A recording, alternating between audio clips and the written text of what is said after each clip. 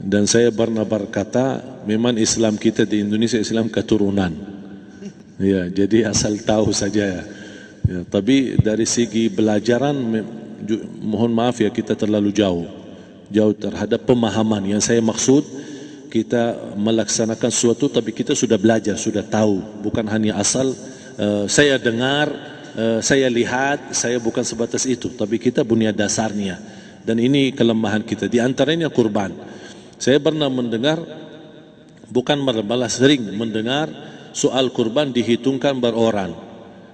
Jadi keluarga suami istri sama 5 anak berarti jumlah 7, wajib sapi. Kalau kurang daripada itu, atau misal suami istri tidak mampu, boleh ini tahun kurban kambing atas nama suami, tahun depan atas nama istrinya. Ini hal keliru sebenarnya. Yang dihitungkan soal kurban beda sama akikah dan beda sama zakat fitrah. Zakat fitrah sama akikah terhitung beroran. Akikah laki-laki 2 kambing, perempuan 1. Kalau tidak mampu boleh. Kalau ada kembar laki sama perempuan berarti 3 kambing. Tapi kalau tidak mampu boleh 1 kambing, tidak masalah. Dan tidak ada istilah sekarang saya kurban tapi nanti sisanya seolah-olah ada hutang sama Allah. Sesuai kemampuan kita. Di antaranya kurban. Kurban hitungannya berkeluarga, bukan berorang.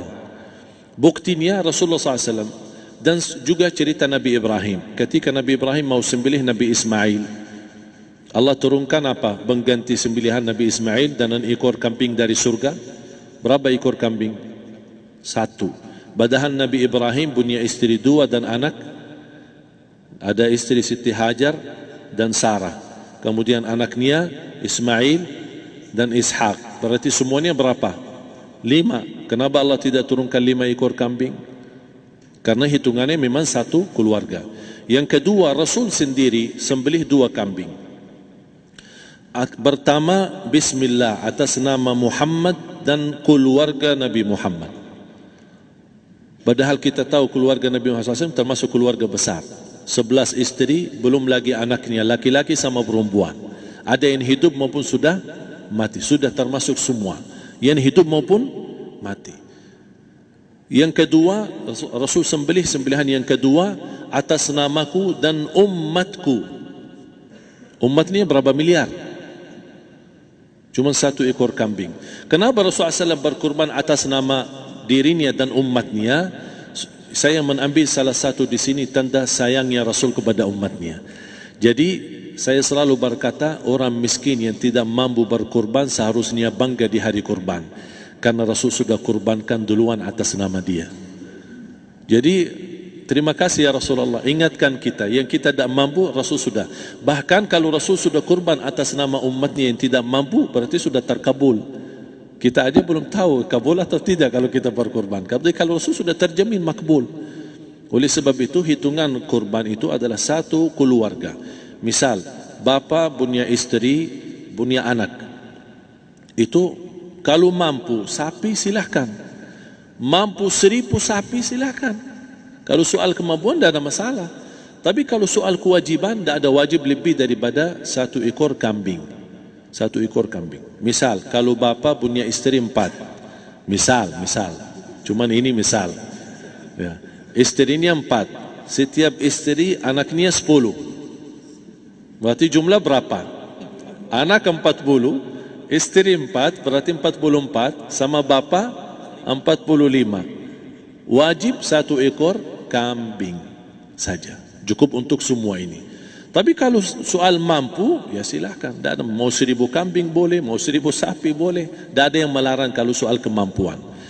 Dan kalau kita mau sembelih, Bismillah atas namaku dan keluarga. Tidak perlu bawa data-data nama keluarga. Jadi disebutkan tukang sembelihnya ada capek menunggu sambil sebutkan nama-nama. Tidak perlu.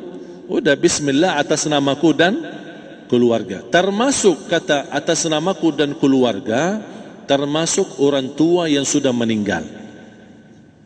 Termasuk orang tua yang sudah, karena kita adalah hasil daripada orang tua. Itu sudah termasuk, tidak perlu kita sebutkan. Ada sebagian ulama membolehkan kalau kita mampu, mau khusus kambing atas nama orang tua tidak masalah kalau kita mampu. Tapi kalau kita tidak mampu, itu sudah termasuk orang tua kita bersama keluarga besar kita. Ini salah satu kenikmatan, dan ini termasuk juga sedekah yang berguna bagi orang yang sudah meninggal di keluarga kita. Wallahu ta'ala alam. Dan juga masalah panitia, bisa kita mewakili.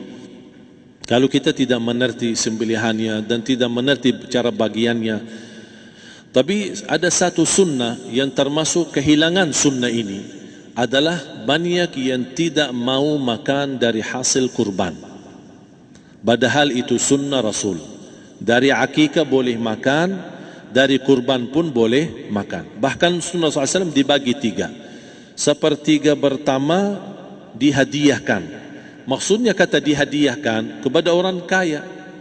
Misal tetangga saya tapi orang kaya, dia bukan miskin, tapi boleh saling hadiah. Karena inti daripada hadiah silaturrahim.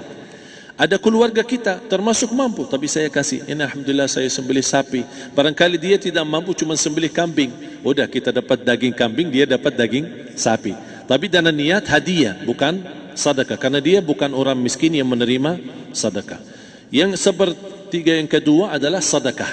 Sedekah itu termasuk orang miskin. Yang ketiga, kita makan sendiri. Bahkan Rasulullah SAW selepas Idul Adha, beda sama Idul Fitri. Sebelum Idul Fitri dia makan kurma, meyakinkan batalan puasa.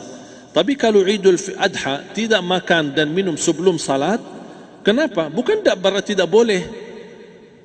Tapi Rasulullah SAW ingin pertama pembukaannya, buka sarapannya atau makan di pagi harinya selepas Idul Adha adalah dari hasil sembelihan kambing itu atau dari kurban. Jadi kita sebagian sedikit. Tapi kalau kita merasa alhamdulillah rezeki saya banyak di rumah, alhamdulillah banyak ada makanan, mau sedekahin semuanya, semua mau sedekahin, tidak masalah. Tapi yang saya maksud, kenapa tidak kita sekali-kali hidupkan sunnah Rasul? Jadi sebagian, walaupun ada sebagian sedikit lah, buat istilahnya sama sedikit porsi nasi atau apa, karena kita berhak sebagai kita kurbankan lillahi ta'ala, kita berhak menikmati kurban ini yang lillahi ta'ala supaya kita mendapatkan keberkahannya, bukan hanya orang lain. Terus yang kedua ada masalah pembayaran. Kalau kita wakili panitia, boleh kita pesan sama panitia, tolong sedikit dari kurban saya minta buat saya makan. Itu tidak masalah, kita boleh minta.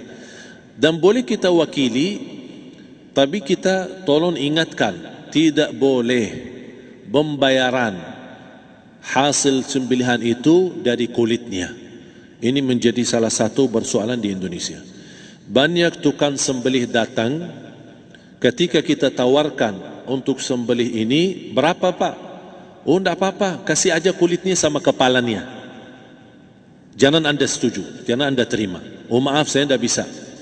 Bapak berapa ongkos sembelihannya? Kita harus sepakat dulu. Tidak, saya ikhlas, tidak apa-apa, seikhlasnya. Tapi yang penting kepalanya sama kulitnya. Itu aja yang saya minta, yang lain tidak apa-apa. Tidak boleh. Tidak boleh. Kenapa? Karena ini kurban. Kata kurban berarti lillahi ta'ala, bukan untuk jual beli. Kalau kita sudah bayar dari bagian kurban, berarti bukan lillahi ta'ala. Harus kita jaga amalan itu. Tapi bagaimana cara jalan keluarnya? Kita harus sepakat, ijab kabul. Sepakat dulu, Pak, saya udah begini, saya kasih untuk sembelihan 50.000. Bapak setuju? Ya udah setuju. Selesai kan? Sudah sembelih, sudah potong, sudah semua. Lepas ini semua kita kasih ongkos 50.000 ongkos sembelihannya. Habis itu, Pak, kulitnya sama kepala hadiah buat Bapak. Itu dah apa-apa, dah masalah. Tapi bukan untuk bayar sembelihan. Faham maksud saya? Harus dibedakan supaya jangan sampai amalan kita kurban habis biaya, habis ini malah tidak diterima karena sudah kita bayar sebagian daripada kurban. Saya silahkan bayar apa yang kita sepakati, mau hadiahkan kepada dia karena kita tidak bisa guna. Buat apa yang kita mau gunain kulitnya? Tidak bisa. Tapi mereka buat mereka lebih berguna, oleh karena itu kita bisa hadiahkan untuk mereka. Bahkan kita bisa